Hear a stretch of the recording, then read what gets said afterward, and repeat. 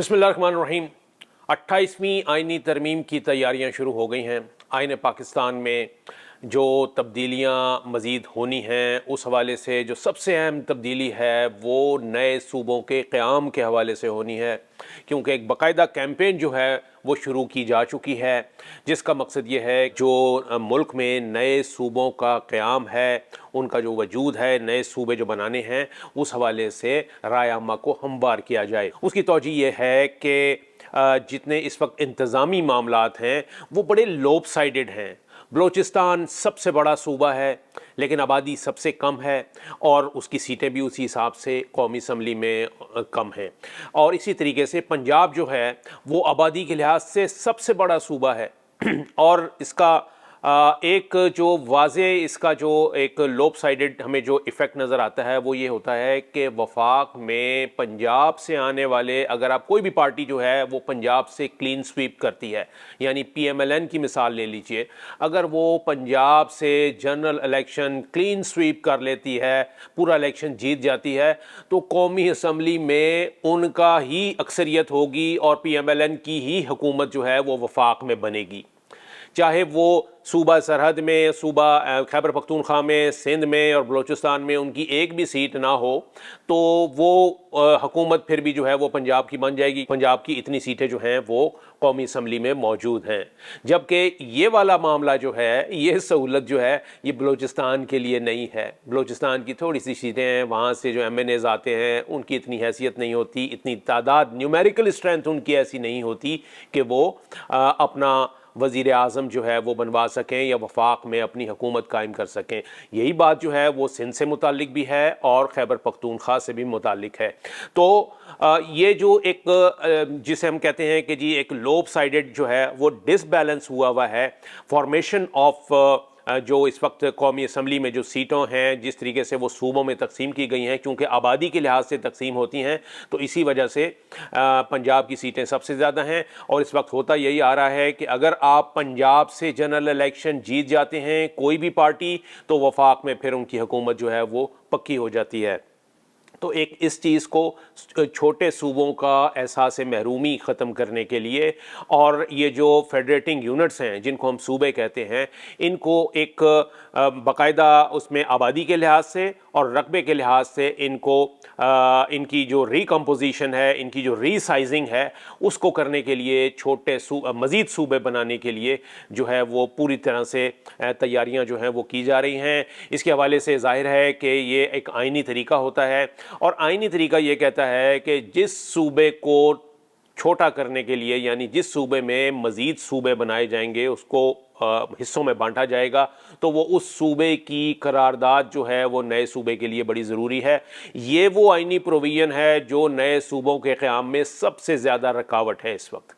इसलिए कि पंजाब जो है वो, पंजाब की जो हुकूमत है और पंजाब में जो पार्टियां डोमिनेट करती हैं, वो नहीं चाहती कि पंजाब जो है वो मज़ीद हिस्सों में तकसीम हो। वो नहीं चाहते कि पंजाब में कोई जनूबी पंजाब का सूबा निकले या सूबा सराइकी निकले या कोई और सूबा निकले। वो चाहते हैं कि यही पंजाब जो है इसी कंपोजिशन के साथ जो है, इसी पॉपुलेशन के साथ मौजूद रहे, इसकी कोई हिस्से बिखरे ना हो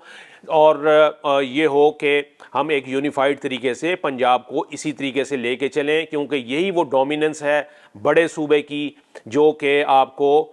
वफाक में भी एक वफाकी हुकूमत के क़याम में एक अहम किरदार अदा करती है।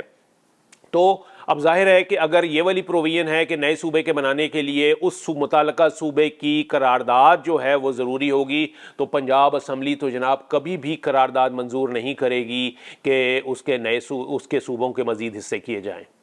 यही बात जो है वो सूबा सिंध पर भी सादिक आती है कि वहाँ पर भी सूबा सिंध में भी जो सिंध असम्बली है वो कभी भी करारदाद इस हवाले से पास नहीं करेगी, मंजूर नहीं होने देगी कि सूबा सिंध को मज़ीद हिस्सों में बांटा जाए, कराची को नया सूबा बनाया जाए या हैदराबाद सक्खर को नया सूबा बनाया जाए। ये कतई तौर पे वो नहीं चाहेंगे, इसलिए कि सिंध की भी एक अपनी डोमिनेंस है। उनको जो एक यूनिफाइड तरीके से जो उन्होंने सिंध को रखा हुआ है, वो चाहते हैं कि जी इस पे ऊपर एक ही पार्टी की हुकूमत रहे और इसके जो होने हैं हिस्से अगर होने हैं नए सूबों की सूरत में तो वो ना हो सके, इसलिए कि उन्हें मालूम है कि अगर کراچی ایک نیا صوبہ بنے گا تو ایسی صورت میں وہاں پر سندھی جو پارٹیاں ہیں ان کی حکومت نہیں ہوگی، پاکستان پیپلز پارٹی کی شاید وہاں پر حکومت نہیں ہوگی، وہاں پر پھر حکومت جو ہے وہ MQM کی ہوگی، کیونکہ وہاں پر جو اردو سپیکنگ میجورٹی ہے وہ زیادہ ہے۔ تو وہ سندھ بھی کبھی نہیں چاہے گا کہ مزید صوبے جو ہیں وہ بنے۔ تو یہ وجہ ہے کہ اس کے لیے اب جو توڑ نکالا جا رہا ہے 28ویں آئینی ترمیم کا، میں نے ذکر کیا کہ 28ویں آئینی ترمیم میں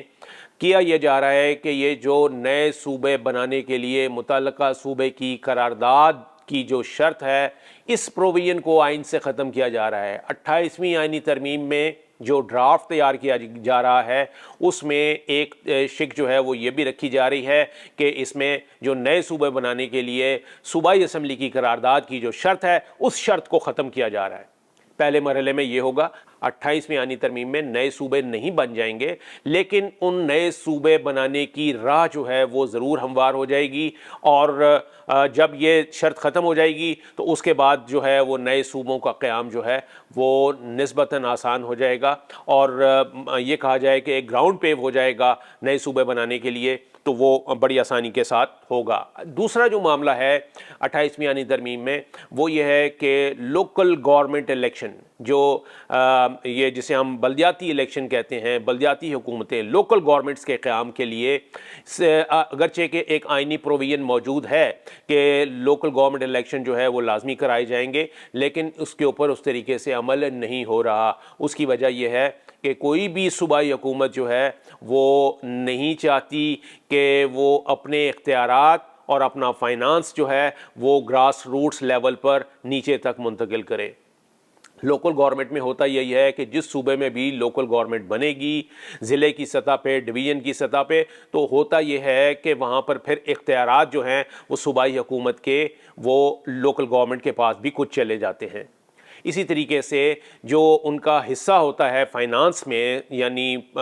PFC میں، پروونشل فائنانس کمیشن کے ذریعے ان کو وہ فائنانس اور پیسے جو ہیں وہ بھی نچلی سطح پر دینے پڑتے ہیں لوکل گورنمنٹ کو۔ تو اسی وجہ سے جو ہماری صوبائی حکومتیں ہیں وہ نہیں چاہتی کہ لوکل گورنمنٹس ان کے صوبے میں بنیں، اور اس کی وجہ یہ ہے کہ نہ تو انہیں اختیارات دینے پڑیں نچلی سطح پر، اور نہ ہی پیسہ جو ہے وہ نچلی سطح پر دینا پڑے۔ وہ یہ چاہتے ہیں کہ جی یہ والا لوکل گورنمنٹ کا انتظام جو ہے یہ بھی صوبائی حکومتیں اپنے ہاتھ میں رکھیں۔ تو اب کہا یہ جا رہا ہے کہ 28ویں آئینی ترمیم میں جو باقاعدہ ایک چیپٹر جو ہے وہ لوکل گورنمنٹ کا وہ اس میں شامل کیا جائے گا، جس میں ایک تفصیل کے ساتھ لوکل گورنمنٹ کے سسٹم کو جو ہے وہ اس میں اس کے لیے پروویژن جو ہے مزید بڑھا دی جائیں گی۔ پورا ایک چیپٹر ہوگا جو کہ لوکل گورنمنٹ سے متعلق ہوگا، کیونکہ ابھی ہم نے دیکھا کہ لوکل گورنمنٹ کے الیکشن جو ہے وہ نہیں کرائے جا رہے، نہ ہی پنجاب گورنمنٹ نے کرائے ہیں، نہ ہی سندھ گورنمنٹ نے کرائے ہیں، اور دیگر صوبوں میں بھی اسی طرح کی صورتحال ہے۔ تو یہ ضروری ہے کہ صوبوں کا جو ایک ان کے ارتکاز ہے اختیارات کا اور فائنانس کا، پیسوں کا، یہ نچلی سطح پر منتقل ہونا چاہیے۔ اس کے لیے ضرور زور دیا جا رہا ہے کہ جی مقامی حکومتوں کا قیام جو ہے اس کو لازمی اس کے اوپر عمل کرایا جائے، اور 28ویں ترمیم میں باقاعدہ طور پر ایک پورا چیپٹر جو ہے وہ آئین پاکستان میں شامل کیا جائے گا جو مقامی حکومتوں سے متعلق ہوگا۔ اور پھر یہ بھی کہا جا رہا ہے کہ مقامی حکومتوں کا جو نظام ہے، یعنی جو قانون ہے، وہ پنجاب میں مختلف ہوتا ہے، سندھ کا اپنا مختلف ہوتا ہے، KP کا اور بلوچستان کا مختلف ہوتا ہے۔ تو اس میں شرط یہ رکھی جا رہی ہے کہ یہ ایک یونیفائڈ ہوگا، کیونکہ ابھی کسی جگہ ناظم نائب ناظم کا ہے، کسی جگہ جو میئر کا الیکشن ہے وہ ڈائریکٹ ہوتا ہے، کسی جگہ انڈائریکٹ ہوتا ہے، یعنی یہ صوبوں نے اپنی اپنی لیجسلیشن کی ہوئی ہے۔ لیکن اب یہ کہا جائے گا کہ ایک یونیفائڈ لیجسلیشن ہوگی جو کہ تمام صوبوں پر، چاہے وہ موجود صوبے ہیں یا نئے صوبے ہیں، ان تمام پر equally that will come into force, اور اس کے مطابق جو ہے ایک یونیفائڈ طریقے سے الیکشن جو ہیں، مقامی حکومتوں کے الیکشن جو ہیں وہ تمام صوبوں میں کروائے جائیں گے۔ تو اس کے علاوہ بھی بہت ساری چیزیں ہیں جو کہ 28ویں آئینی ترمیم میں، مجوزہ 28ویں آئینی ترمیم میں شامل ہوں گی۔ نئے صوبوں کے لیے جو صوبائی اسمبلی کی قرارداد کی شرط ہے یہ ختم کی جا رہی ہے، جو کہ ایک بہت بڑی ڈیولپمنٹ ہے۔ اس کے بعد جو ہے وہ نئے صوبوں کا قیام جو ہے وہ بہت آسان ہو جائے گا۔